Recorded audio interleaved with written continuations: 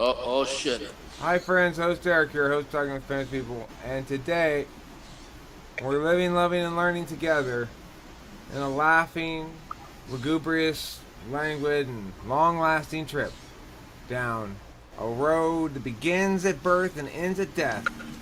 Yes, that's right, it's called life.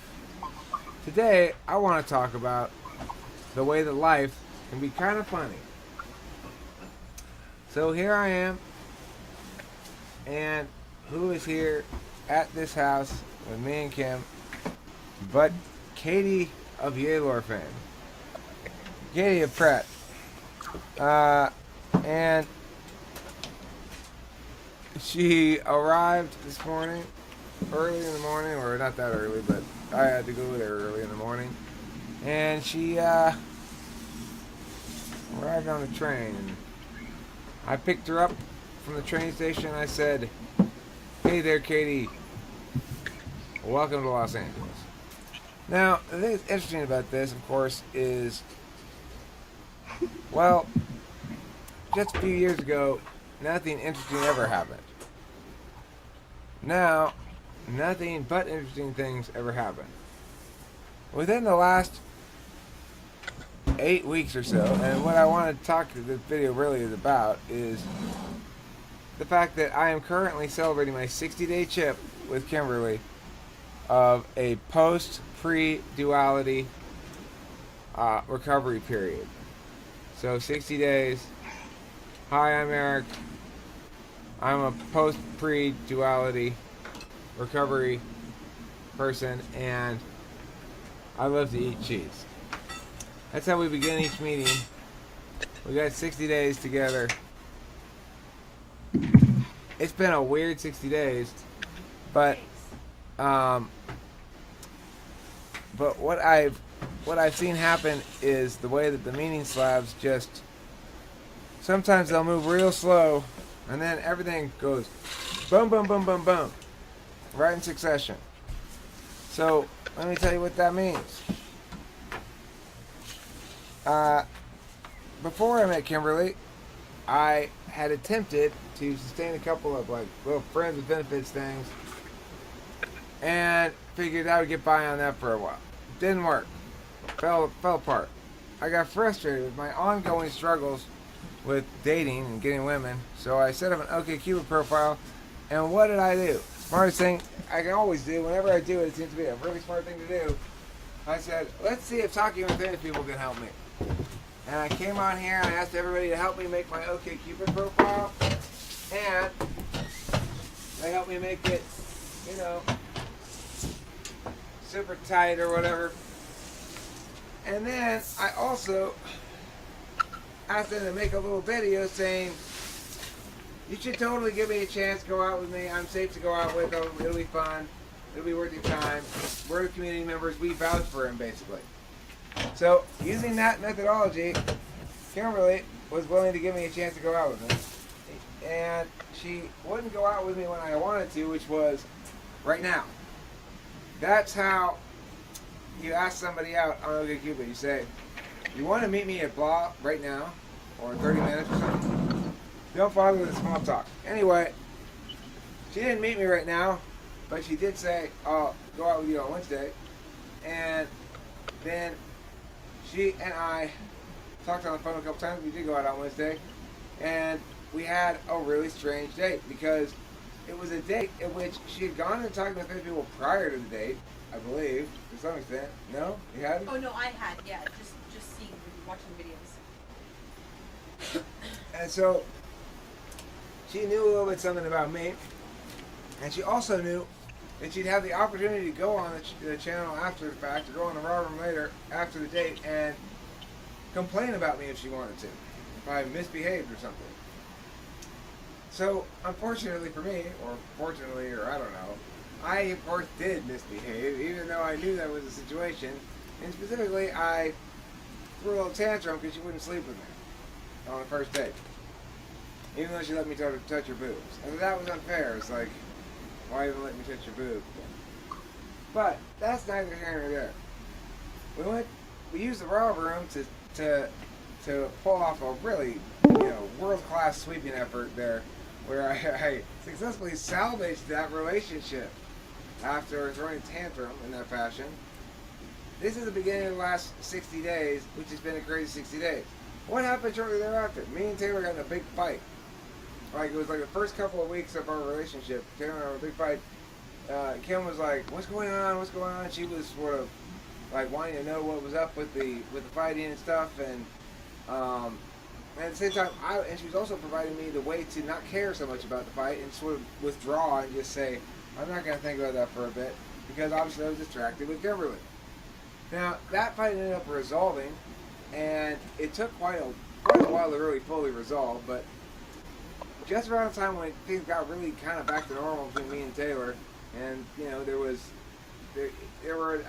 communicated with him. We didn't talk a whole lot about it directly, but we talked enough about it, and it was starting, all resolved. Well, what the fuck happens? Well, he gets arrested. He gets railroaded by this corrupt system in Pratt, Kansas, and is held in jail already for something like 10 days before he's ever been convicted of any crime. And anyway, the point is, that was pretty fucking dramatic.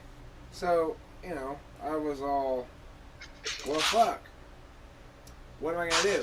I didn't really do anything. I talked to Katie a lot on the phone, or not as much as some people did, but I was in the mix.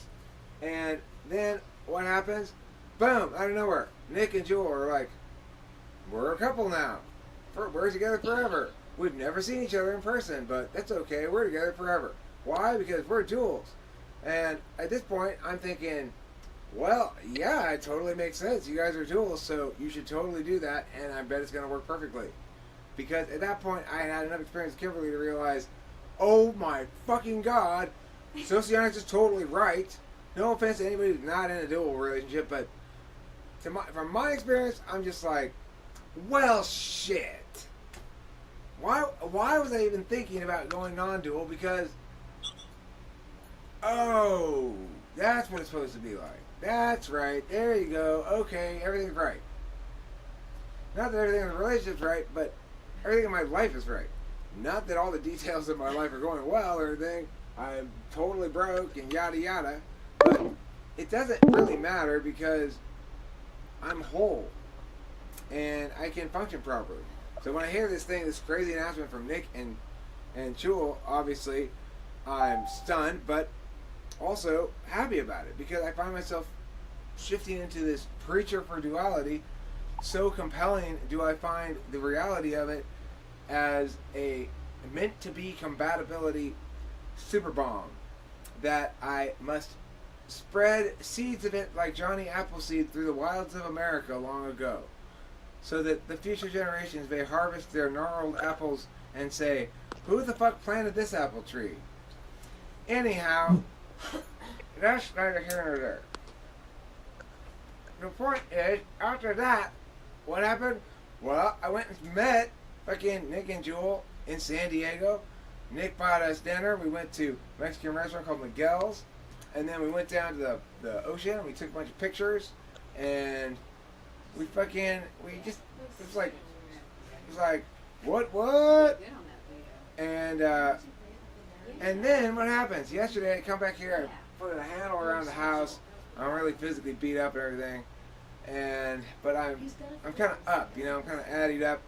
So it's late at night and I'm still awake, even though I've worked all day and I'm tired and blah, blah, blah. And what happens? Susie goes, "Eric, you need to check your phone, you need to look at your blah, blah, blah," because why?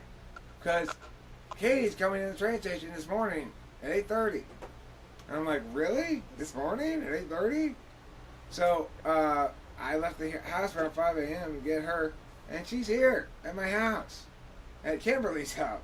This woman, it's our house, but the point is, the funny thing, if you think back 60 days ago, this woman didn't know me, and now I'm living here, and Katie's here with us, and she's gone and met Nick and Jewel, and she's all up in the mix, obviously, because, well, she's the arch pastor's wife, and not to mention the niceness coordinator. So, She is, yes. You didn't know that was one of her titles. She got 2 titles. I haven't been on there a lot. Well, yeah. I'm not sure I've really talked about a whole lot. Me neither, really. You haven't been on. He hasn't. I have even much less. Yeah. So yeah, I haven't really been on here a lot, but the last couple days, you know, Normally on there, so right now the last while, I'll get on there. I've been really trying to focus on making this shit more practical or having a direction of being something specific or not just fucking wandering around aimlessly and bleeding money. So I've said, Susie, I crumble before you. And she said, okay, Eric, let me see if I can. You are absolved, my child. And I said, thank you for absolving me of my shame. She didn't really absolve me of my shame. I'm adding that into there. She kind of tweaked my shame a little bit. She kind of like stuck it in there like, yeah. But instead, I interpreted it as absolution. Regardless, yeah, so I got in a fight with Tiffany, and I'm like, fuck that. I don't want to pay the shit anymore. Yeah, because he's all like, wanted me to pay him early, and now he still says I owe him $90 for something, and I don't even know what, and it's like, fuck you, dude, come on. There's no reason for that. Anyway, yeah, but I told him, yes, I'll pay you early, and I didn't. I thought I was going to be able to do it, and I couldn't, and I said, again, like, okay, well, I'll pay you early still, because he wanted me to pay him way early, and then, again, I thought I was going to be able to, but I couldn't, and then he was all mad, and I just like, yeah. So, I'm at it entirely. I just said, I'm yaddy. And I tossed salt over both shoulders and did a little dance, you know, as we do in my home country. So, what's going on right now? I don't know. Bunch of random crazy shit as usual. You need to move out of your house in 3 days. I got to be out of my house 3 days ago, but still quite a bit of shit over there.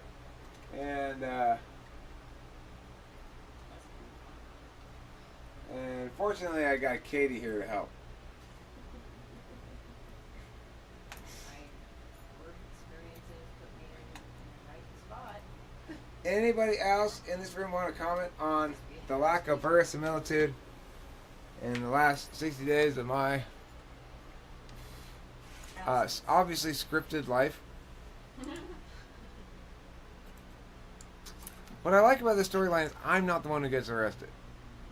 I got arrested gentle style. I got arrested in Oklahoma, like just a little arrest. Just like, here, you get to just barely taste it so you know you really don't want that to happen. Of course, Gaylor has to get really arrested because he's not the main character of the story. That's what makes it obviously scripted.